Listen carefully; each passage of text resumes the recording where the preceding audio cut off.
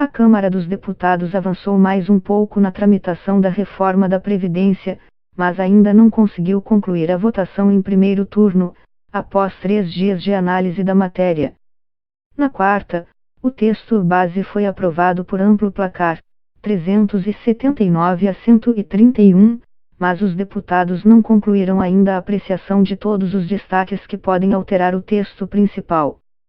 A demora para concluir a votação reflete a dificuldade do governo do presidente Jair Bolsonaro para organizar uma base de apoio no Congresso, o que exigiu muitas horas de negociação na quinta antes da votação ser iniciada, no meio da tarde.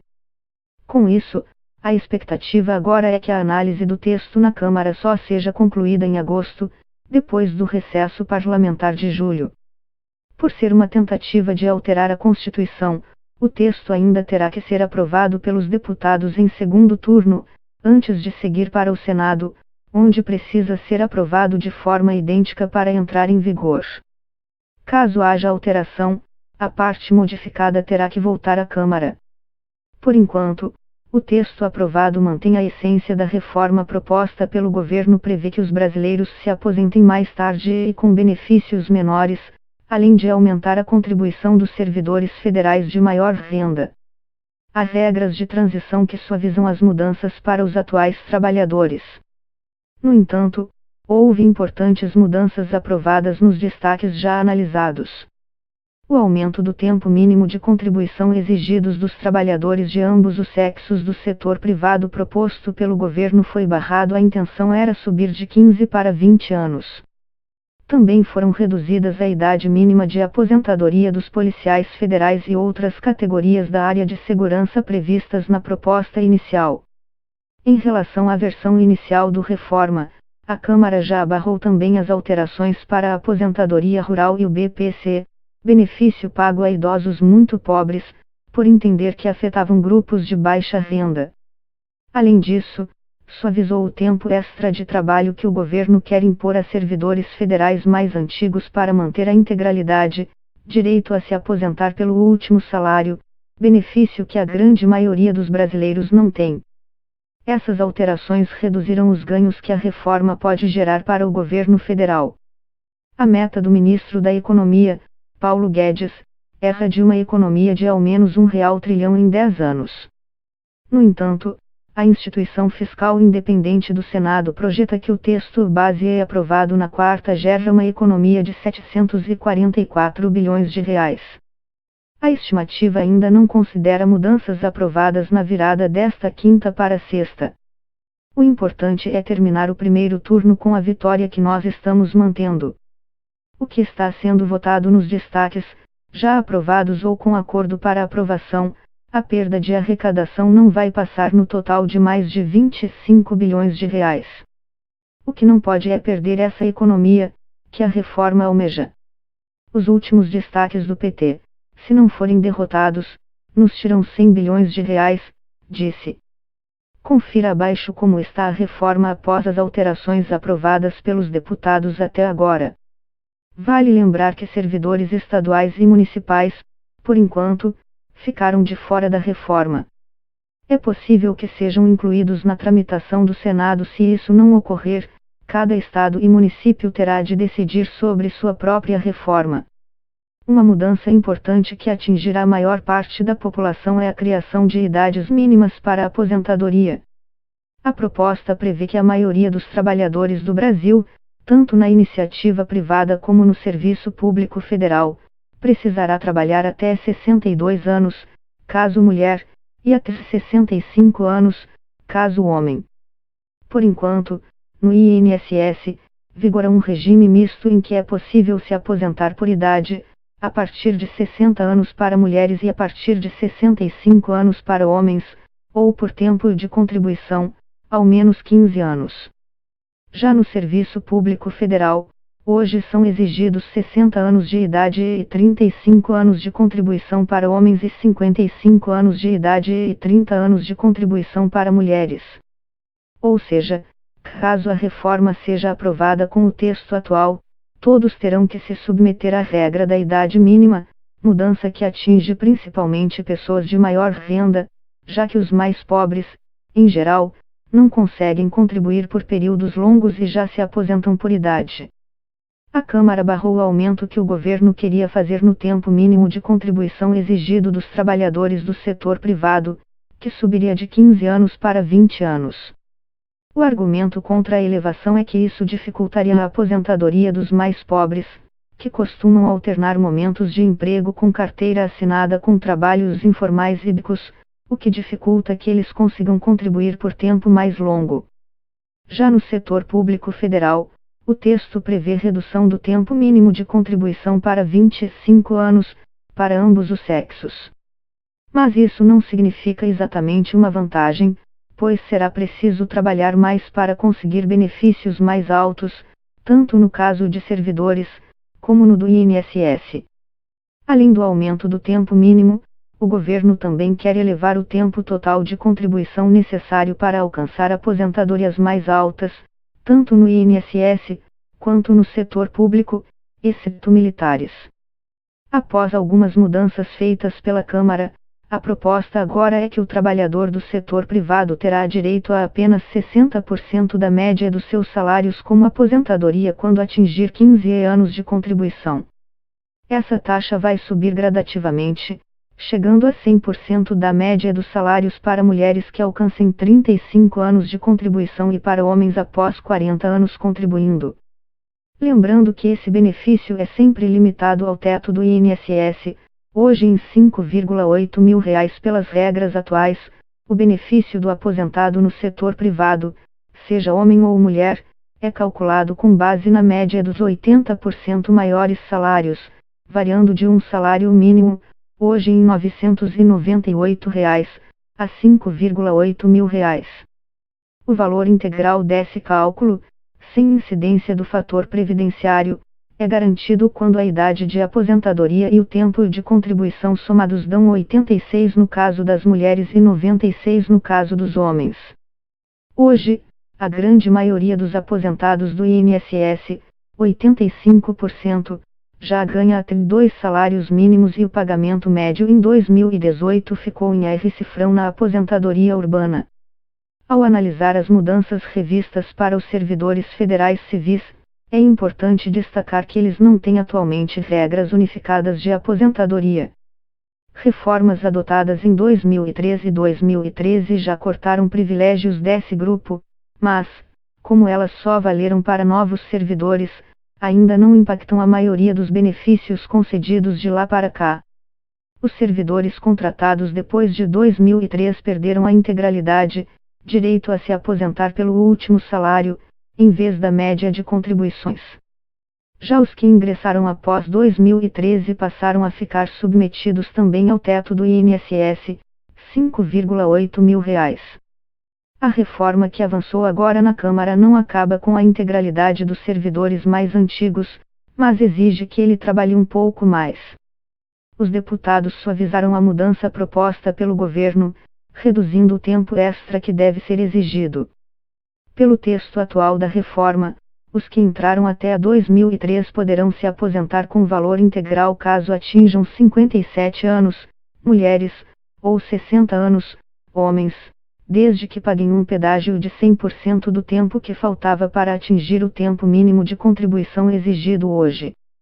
Dessa forma, o servidor que está há 2 anos de aposentar-se com benefício integral terá de trabalhar mais 2 anos, totalizando 4 anos, para ter direito ao benefício com integralidade e paridade.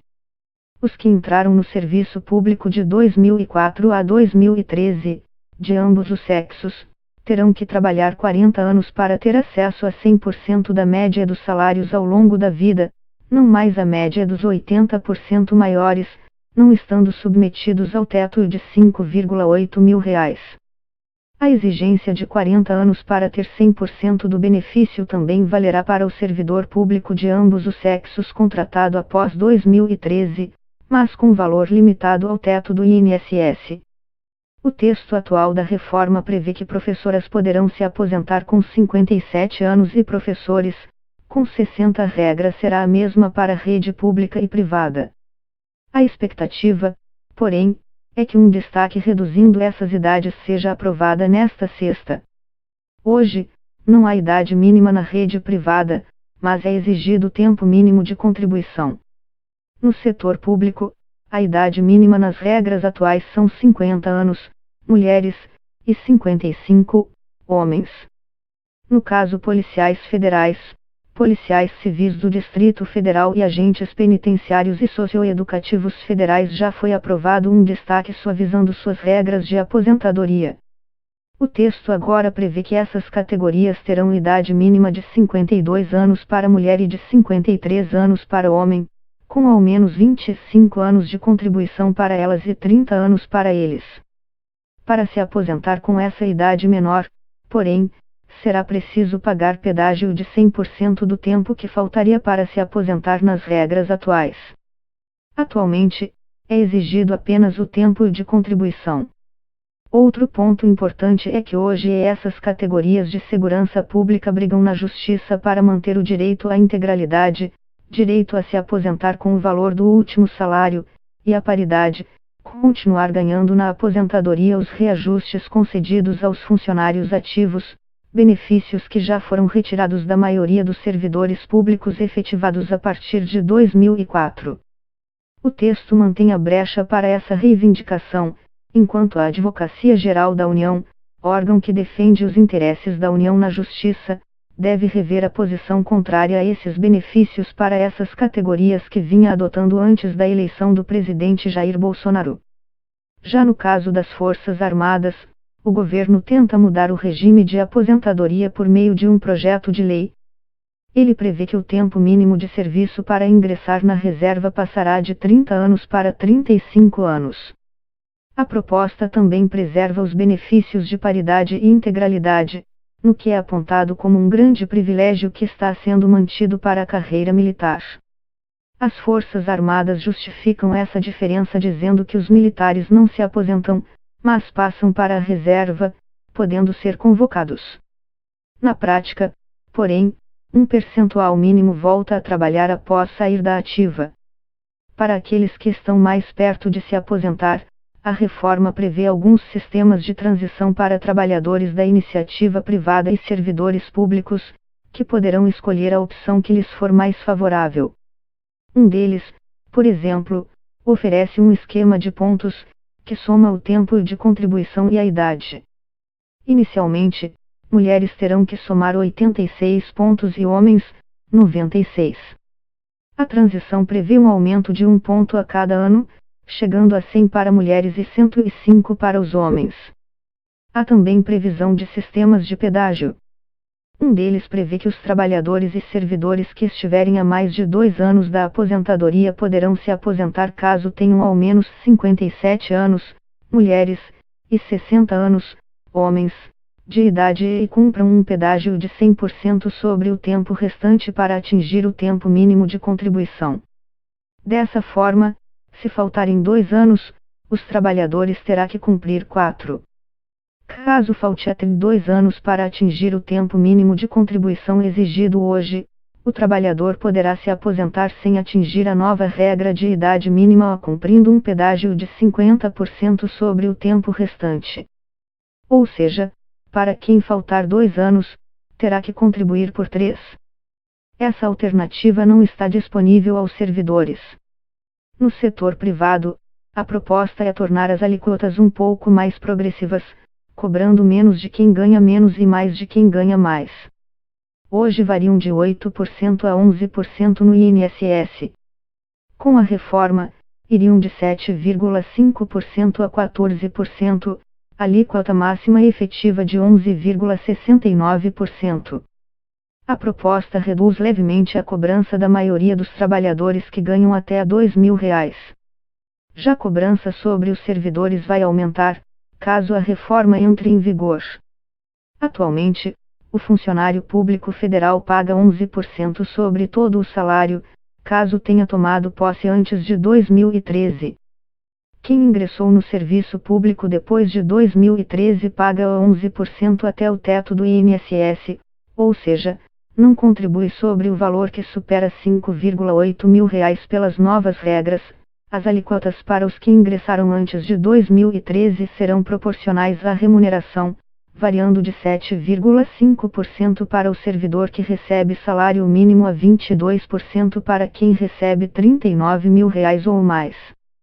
Como a cobrança é gradativa sobre o salário, porém, a alíquota máxima efetiva ficaria em 16,78%, ou seja, o servidor com salário de 39 mil pagaria R$ ao mês em vez de R$ como hoje. A reforma também prevê redução das pensões, que valerão apenas para os novos beneficiários. Os pensionistas atuais continuarão recebendo os mesmos valores. O texto aprovado na Câmara prevê que o benefício também passará a ser calculado pela média de todas as contribuições do falecido, deixando de descontar as 20% de menor valor, como atualmente.